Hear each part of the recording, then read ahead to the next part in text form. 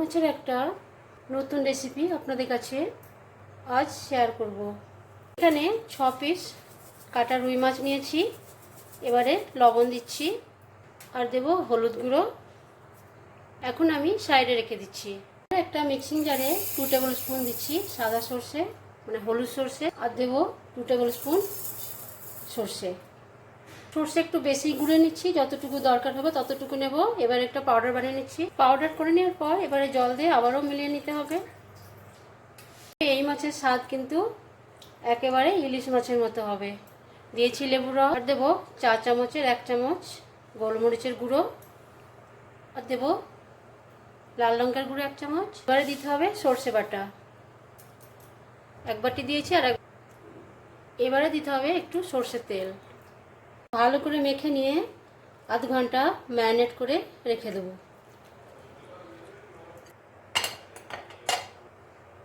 আধ ঘন্টা হয়ে গেছে।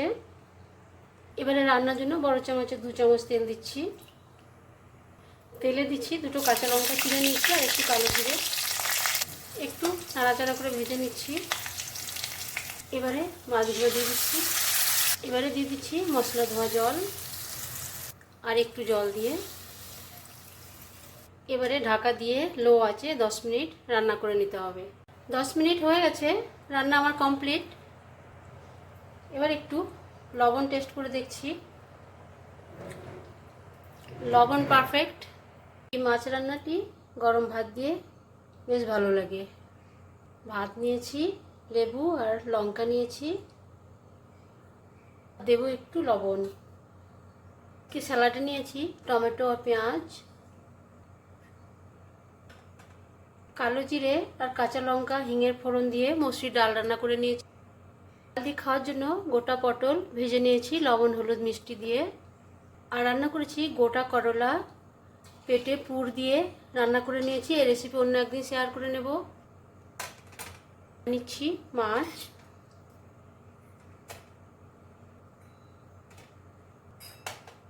শেষ পাতে নেব একটু কাঁচা আমের চাটনি গুড় দিয়ে রান্না করে নিয়েছি।